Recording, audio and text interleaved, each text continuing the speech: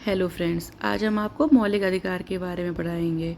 संविधान के भाग 3 में अनुच्छेद 12 से लेकर 35 तक मौलिक अधिकार का उल्लेख है। मूल संविधान में 7 मौलिक अधिकार थे, परंतु संपत्ति के अधिकार को एक कानूनी अधिकार बना दिया गया है। तो वर्तमान समय में मौलिक अधिकारों की संख्या 6 है, जिसमें समानता का अधिकार, स्वतंत्रता का अधिकार, शोषण के विरुद्ध अधिकार, धार्मिक स्वतंत्रता का अधिकार, शिक्षा एवं संस्कृति संबंधी अधिकार और संवैधानिक उपचारों का अधिकार है। और आपका संपत्ति के अधिकार को एक विधिक अधिकार बना दिया गया है। अब हम सबसे पहले बात करते हैं समानता के अधिकार की। देखिए, जो समानता का अधिकार है ये आर्टिकल 14 से 18 तक गया है कि सब लोग कैसे समान होते। देखिए, सबसे पहले विधि यानी कानून के समक्ष सब लोग समान होंगे, ऐसा आर्टिकल 14 कहता है। लेकिन इसके एक अपवाद होते हैं, राज्यपाल और राष्ट्रपति, ऐसा आर्टिकल 361 में लिखा है। अब आर्टिकल 15 की बात करते हैं। देखिए, धर्म, मूल वंश, जाति, लिंग या जन्म स्थान के आधार पर भेदभाव ना किया जाए। अब किसी व्यक्ति का कोई भी धर्म है, किसी का कोई जाति है या किसी का कोई जन्म स्थान है, उसके आधार पर भेदभाव ना किया जाए। 16 कहता है कि लोक नियोजन यानी कि सरकारी नौकरी में समान अवसर। जैसे जब कोई सरकारी नौकरी होती है तो उसको सबको समान अवसर मिले। लेकिन जो इसका खंड 4 है उसमें ओबीसी के लिए रिजर्वेशन की बात कही गई है, खंड 4 का में SC ST के रिजर्वेशन की बात की गई है, और खंड 6 में EWS को जो 10% रिजर्वेशन मिलने लगा है उसके बारे में बात कही गई है। आर्टिकल 17 बहुत इंपॉर्टेंट है। इसमें अस्पृश्यता का अंत किया गया, क्योंकि पुराने समय में छुआछूत एक बहुत बड़ी समस्या थी, तो इसके लिए एक अधिनियम बनाया गया था 1955 में, जिससे अस्पृश्यता के अंत को समाप्त कर दिया गया था, अस्पृश्यता का अंत कर दिया गया था। लेकिन इसमें 76 में संशोधन करके सिविल अधिकार संरक्षण अधिनियम 1955 इसका नाम रख दिया गया है। फिर आता है आपका आर्टिकल 18 उपाधियों का अंत। इसमें मतलब पहले बहुत सारे लोग विदेशी लोगों से उपाधियां ले लेते, या जो इंडिया में ही हमारे बहुत सारे राज्य होते थे, देश होते थे इंडिया के अंदर ही, तो उसमें भी बहुत सारी उपाधियां दे देते थे। उन सबका अंत करके अब केवल व्यक्ति राज्य, सेना या विद्या संबंधी उपाधि ले सकता है, इसके सिवाय कोई भी नहीं। अब आपका दूसरा आता है स्वतंत्रता का अधिकार। इसका उल्लेख आर्टिकल 19 to 22 तक है। देखिए, जो आश्रय का अधिकार होता है इसको भी स्वतंत्रता का ही अधिकार के अंतर्गत आता है। स्वतंत्रता के अधिकार आर्टिकल जो 19 है उसके अंदर 6 प्रकार की स्वतंत्रताएं बताई गई हैं। वाक एवं अभिव्यक्ति की स्वतंत्रता, शांतिपूर्ण और बिना हथियार सभा की स्वतंत्रता, संघ संगठन सहकारी समिति बनाने की स्वतंत्रता, भारत में स्वतंत्र घूमने की स्वतंत्रता, भारत में कहीं भी रहने और बसने की स्वतंत्रता, कोई भी व्यवसाय, व्यापार, उद्योग या पेशा अपनाने की स्वतंत्रता। ठीक है, अब ये 6 प्रकार की स्वतंत्रता हो गई। जो वाक और अभिव्यक्ति की स्वतंत्रता होती है इसे ही प्रेस की स्वतंत्रता कहते हैं।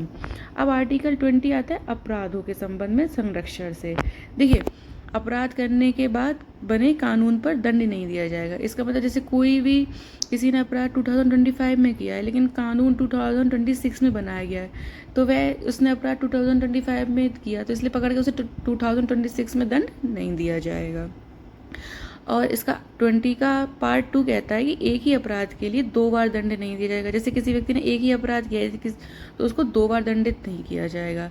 और तीसरा कहता है कि अपने खिलाफ गवाही नहीं दे सकते। अब आता है आर्टिकल 21 प्राण एवं दैहिक स्वतंत्रता का संरक्षण। देखिए, जीवन केवल एक सांस लेना ही जीवन नहीं होता है, व्यक्ति गर्मापूर्ण जीवन होता है, स्वच्छ पर्यावरण का अधिकार होता है, स्वच्छ पेयजल का अधिकार होता है, स्वास्थ्य का अधिकार होता है, शीघ्र न्याय का अधिकार होता है, निःशुल्क विधिक सहायता का अधिकार होता है, और निजता का अधिकार भी स्वतंत्रता के अधिकार के अंतर्गत ही आता है। बहुत बार पूछा जाता है कि निजता का अधिकार किस अधिकार के अंतर्गत आता है, या आश्रय का अधिकार किस अधिकार के अंतर्गत आता है। अब आता है आपका आर्टिकल नंबर 21A, ये बहुत ही ज़्यादा इंपॉर्टेंट है, शिक्षा का अधिकार। देखिए, जो 86वां संविधान संशोधन 2002 में हुआ था, इसमें 6 से लेकर 14 वर्ष तक के बच्चों के लिए निःशुल्क एवं अनिवार्य शिक्षा का प्रबंध किया गया था। अब आता है आपका आर्टिकल 22 गिरफ्तारी और निरोध से संबंधित। ऐसे क्वेश्चन पूछ लेते हैं कि अधिकारों में सुरक्षात्मक व्यवस्था किस आर्टिकल में मिलती है, तो हम लोग आर्टिकल 22 कहेंगे। अब इसमें 3-4-5 प्रकार के पॉइंट्स है कि गिरफ्तारी और निरोध के संबंध में एक अधिनियम बनाया गया था, निरोध निवारक अधिनियम। तो उसके अनुसार गिरफ्तारी के कारण पता होना चाहिए। अपनी पसंद का हम वकील कर सकते हैं। 24 घंटे के अंदर मजिस्ट्रेट के सामने पेश हो सकते हैं। पेश करना पड़ता है अपराध जो जिसको भी आपने पकड़ा है। शत्रु देश का नागरिक और निवृत्त व्यक्ति पर ये लागू नहीं होता है। अब व्यक्ति को 3 माह से अधिक नहीं रख सकते हैं। सलाहकार वोट जब तक ना कह दे। पक्ष रखने का अवसर मिलना चाहिए, मतलब जिस व्यक्ति को गिरफ्तार किया गया उसको ये थोड़े अधिकार दिए गए हैं कि ऐसा वो कर सकता है। अब आता है आपका तीसरा अधिकार शोषण के विरुद्ध। इसमें आर्टिकल 23 और 24 है। देखिए, तो आर्टिकल 23 कहता है कि बंधुआ मजदूरी और दुर्व्यवहार पर प्रतिषेध लगना चाहिए। पहले छोटे बच्चों की ज़बरदस्ती काम कराते थे उनसे और उनका व्यापार भी करते थे, तो इस पर इसका प्रतिषेध मतलब मना की गई है। अब आर्टिकल 24 में 14 वर्ष से कम आयु के बच्चों को कारखाने या मतलब बहुत सारे वैसी जगह होती है कि गोल्ड माइंस होती हैं उनमें काम करवाने लगते, तो इसके लिए भी प्रतिषेध किया गया है। अब आता है धार्मिक स्वतंत्रता का अधिकार, आर्टिकल 25 to 28। इसमें होता है आर्टिकल 25 कहता है कि धर्म को मानने व प्रचार करने की स्वतंत्रता। आप किसी भी धर्म को मान सकते हैं तथा उसका प्रचार प्रसार कर सकते हैं। आर्टिकल 26 कहता है कि धार्मिक कार्यों के प्रबंधन की स्वतंत्रता, मतलब आपको कोई धार्मिक कार्य करना है तो आप उसका मैनेजमेंट या उसका प्रबंधन करने की आपको पूरी स्वतंत्रता होती है। अब आता है आर्टिकल 27 विशिष्ट धर्म की अभिव्यक्ति के लिए कर से संबंधित, मतलब हम लोगों की जो धार्मिक संस्थाएं होती हैं या धार्मिक जगह होती हैं वहाँ टैक्स नहीं देना पड़ता है। 28 कुछ शिक्षण संस्थानों में धार्मिक शिक्षा या धार्मिक उपासना में उपस्थित होने की स्वतंत्रता। अब आता है आपका शिक्षा एवं संस्कृति संबंधी अधिकार, 5वां अधिकार होता है। इसमें आर्टिकल 29 और 30 की बात की गई है। 29 अल्पसंख्यक वर्गों के हितों का संरक्षण करता है। जो अल्पसंख्यक लोग होते हैं उनके लिए क्या क्या हित है इसका संरक्षण आर्टिकल 29 करता है। आर्टिकल 30 में शिक्षा संस्थाओं की स्थापना और प्रशासन करने का अल्पसंख्यक वर्गों का अधिकार, मतलब शिक्षा संस्थानों की स्थापना की जाती है अल्पसंख्यक वर्गों के लिए और उसका प्रशासन करने के लिए अल्पसंख्यक वर्गों का ये अधिकार होता है। अब आता है संवैधानिक उपचारों का अधिकार, 6वां अधिकार। इस भाग द्वारा प्रदत्त अधिकारों को प्रवर्तित कराने के लिए उपचार है। देखिए, हम लोगों को जितने ये अधिकार दिए गए हैं लेकिन इनका कहीं उल्लंघन होता है तो ये प्रदत्त अधिकारों को प्रवर्तित कर सकता है, चाहे हाई कोर्ट में और सुप्रीम कोर्ट में। अब इसके जो संवैधानिक उपचारों का अधिकार होता है इसके हिसाब से 5 रिट हाई कोर्ट या सुप्रीम कोर्ट जारी कर सकता है। देखिए, सबसे पहले होती है बंदी प्रत्यक्षीकरण, इसमें सशरीर प्रस्तुत होना होता है। परमादेश, इसका मतलब होता है हम हुक्म देते हैं। प्रतिषेध या निषेध, इसका मतलब होता है स्थगन आदेश। अधिकार परीक्षा, पद पर विशेष अधिकार की चुनौती। उत्प्रेषण का मतलब होता है सूचित करना। देखिए, अभी का आर्टिकल 34 है, मार्शल लॉ से संबंधित होता है। कभी कभी जैसे भारत देश है उसमें कहीं कहीं मार्शल लॉ यानी कि सैन्य लॉ लग जाता है कि वहाँ पे सब कुछ सेना अपने कंट्रोल में कर लेती है, तो ये संरक्षण देता है सीमा सुरक्षा बल को, पुलिस अधिनियम को, सैन्य अधिनियम को। अब आर्टिकल 34 के according AFSPA, the armed forces special power act 1958 में बना, ये अशांत क्षेत्रों में लगता है। यहाँ पर कोई किसी को बिना वारंट के गिरफ्तार कर सकता है, उस पर गोली चला सकता है, उसकी तलाशी ले सकता है, ऐसा ही है। ये बहुत इंपॉर्टेंट अफस्पा बहुत बार पूछा जाता है। अब आता है आपका संपत्ति का अधिकार। देखिए, जो संपत्ति का अधिकार है 44 संविधान संशोधन द्वारा इसे निरस्त कर दिया गया था 1978 में।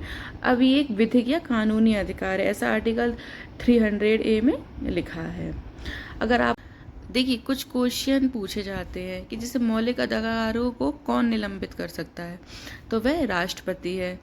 और मौलिक अधिकारों पर युक्तियुक्त प्रतिबंध कौन लगा सकता है, संसद लगा सकती है, आर्टिकल 17 और 24 को छोड़कर। देखिए, 17 में अस्पृश्यता का अंत और 24 में 14 वर्ष से कम आयु के बच्चों को कारखानों आदि में प्रतिषेध।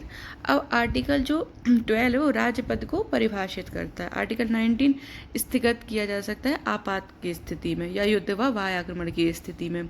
जो अल्पसंख्यक शब्द है इसको परिभाषित कैसे किया जा सकता है, अल्पसंख्यक जो धार्मिक अल्पसंख्यक हैं, भाषाई अल्पसंख्यक है, उन्हीं को अल्पसंख्यक माना जाएगा। बहुत बार क्वेश्चन पूछा जाता है अल्पसंख्यक शब्द किसको परिभाषित करता है, संविधान में किस अल्पसंख्यक लोगों की बात की गई है, धार्मिक हैं, भाषाई हैं, इस तरीके से। अब जो आपातकाल में आर्टिकल 20 और 21 को निलंबित नहीं किया जा सकता। देखिए, आर्टिकल 20 क्या कहता है, आर्टिकल 20 अपराधों से संबंधित है और 21 आपकी प्राण व दैहिक स्वतंत्रता का संरक्षण है। ठीक है, अब आता है संरक्षण। मौलिक अधिकारों का संरक्षण उच्च न्यायालय और सर्वोच्च न्यायालय का करता है। तो संविधान, इन दोनों उच्च न्यायालय और सर्वोच्च न्यायालय को संविधान का संतुलन चक्र कहते हैं। बहुत बार पूछा जाता है कि संविधान का संतुलन चक्र किसे कहते हैं, वो उच्च न्यायालय और सर्वोच्च न्यायालय को। ठीक है, अब देखिए कुछ अधिकार है जो नागरिक और गैर नागरिक दोनों को प्राप्त है, तो वो ये अधिकार है, और जो केवल नागरिकों को प्राप्त है वो ये अधिकार है।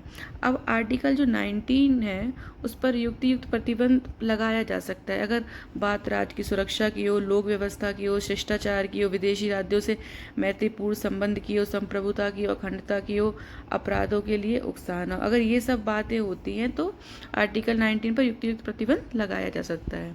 अगर आपको मेरे नोट्स पसंद आए हो, ये वीडियो अच्छी लगी हो, तो प्लीज़ मेरी वीडियो को लाइक करें, मेरे चैनल को सब्सक्राइब करो। आप भी प्लीज़ ऐसे ही नोट्स बना लें, क्योंकि इन्हीं नोट्स से आप रिवीजन कर सकते हैं पेपर के टाइम।